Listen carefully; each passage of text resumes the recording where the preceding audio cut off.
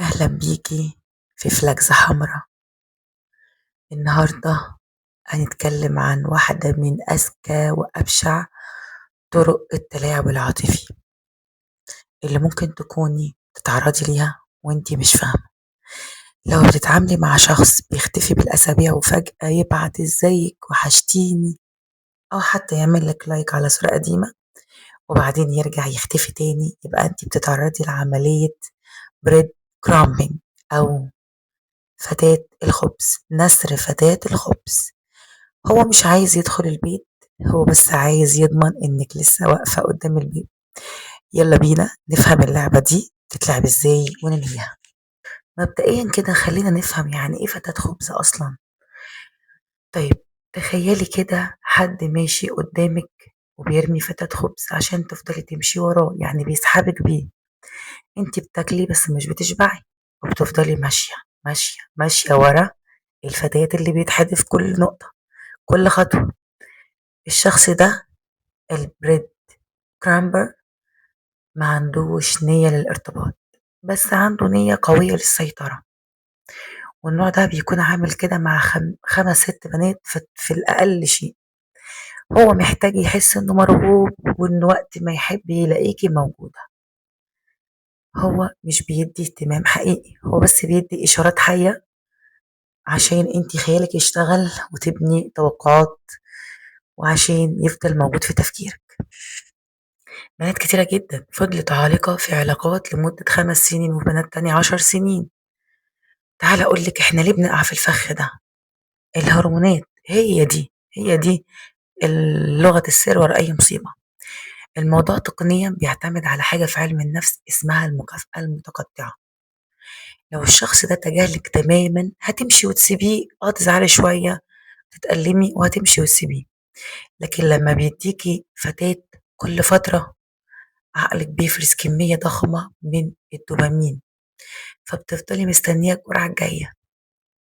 انت حرفيا بتبقي زي اللي بيلعب قمار بالظبط، بتخسري كتير بس بتفضلي تقولي يمكن المرة الجاية يكسب، يمكن المرة الجاية أكسب، يمكن المرة الجاية يجي يخطبني، يمكن المرة الجاية يلاقيني أنا البنت الكويسة، يمكن يفكر فيا بشكل مختلف، وهكذا. طب ازاي بقى تكتشفي التناثر بتاع الفتاة ده؟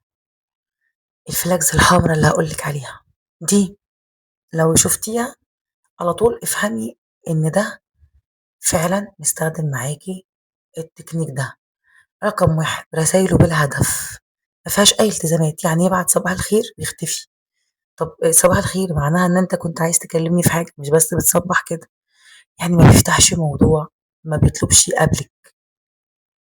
رقم اتنين، كلامه عايم، يعني متعرفيش تمسكي عليه وعد او عهد. يعني مثلا ممكن يقول لك ايه، نفسي اشوفك قريب، يخلي قلبك يدق وتقولي طب هو عايز يشوفني، طب هو بيحبني، تقعدي بقى تتخيلي حاجات كتيره جدا. الايام دي صعبه، ولما نخرج ولما تخلص هنخرج. يعني ايه؟ يحسسك ان هو مشغول فتفضلي ايه، عالقه، ويبقى سايبك ومع واحده تانية. مفيش مواعيد محدده. رقم تلاتة، بيظهر لما تبدأي تنسي. أول ما تحسي إن أنت بدأتي تفوقي، يحس بقى إن أنت خدتي وقت كده إيه ده، هي البنت دي تبدأ تنساني، أنا هرجع بقى أكلمها. يظهر في الوقت المناسب، اللي هو لسه تبدأي تشكي فيه، ده هو ناسيني، ده متجاهلني، أو إزاي أنا أسمح لنفسي إن أنا أنتظر من واحد كده لحد ما يعبرني. أول ما تبدأي تحسي إنك فوقتي وبطلتي تسألي، تلاقيه فجأة ظهر في النوتيفيكيشنز بتاعتك، كأنه بيعمل بالظبط أبديت لمكانته عندك حرفيا. طب ازاي تكسري الصنارة او تكسري الخيط او تغيري اتجاه اللي بيتحدف فيه فتاة الخبز ده؟ رقم واحد، خلي عندك قيم عالية. اول حاجة هتبدأي تحطي قاعدة الوضوح او الخروج. يعني ايه؟ يعني تبقي عارفة العلاقة اللي انت فيها دي اسمها ايه، علاقة حب ولا علاقة تعارف ولا علاقة اعجاب ولا علاقة زملاء، او انك تخرجي تماما تنهيها. يعني لما يبعت رسالة عايمة بعد اختفاء، ما ترديش بازيك، ردي بذكاء. انا لاحظت ان انت تواصلنا بقى متقطع جدا، وانا النوع ده من التواصل مش بيناسبني. هنا انت رميتي له الكرة في ملعبه، حطيتي حدود. هيبدأ مثلا يقول لك نعم، احنا اصدقاء، أنتِ ليه فهمتيني غلط؟ أو هيقول لِك أنا آسف، أنا باحبِك فالمهم إن هو إيه هنا أنتِ بتحطّي له حد. رقم 2 بلاش أسئلة الاستجداء، اللي هي زي إيه، وقّفي تسألي أنا عملت إيه طيب؟ أو أنت مختفي ليه؟ الأسئلة دي بتهز صورتِك قدّام نَفْسِك وبتحسّسه إنه مسيطر وإن أنتِ اللي فيكِ الخطأ. الرد عليه هو الاستغناء. رقم 3 اختبار الفعل لا القول. الرجالة معروف إنها ما بتتكلمش بتفعل. فلو قال لِك نِفْسي أشوفِك ردّي بتمام، تحبّي نتقابل يوم التلات الساعة 19:00 كأن ده اليوم المناسب والساعة المناسبة عندِك. طبعًا هو لو عايز يقابلِك ما هيصدّق إن هو يلاقي الوقت ده. لو بدأ يلف ويدور يتحجج يقول لِك طب استني الأسبوع الجاي هاشوف يوم كده أو يومين في الأسبوع فاضيين، يبقى ده فتاة خبز رسمي، اقطعي الكلام فورًا. طيب رقم 4 بقى بلوك النفسية، يعني إيه؟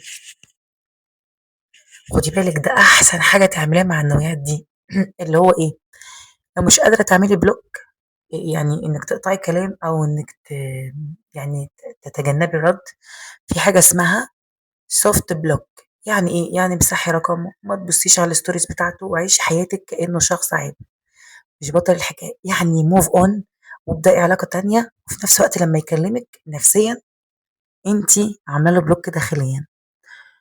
يعني لمّا ييجي يكلمِك إزيك؟ الحمد لله. أنت عامل إيه؟ أنتِ عاملة إيه؟ تمام. أخبارِك إيه؟ كويس. لحد ما ييجي في يوم يسألِك أُمّال أخبارِك إيه؟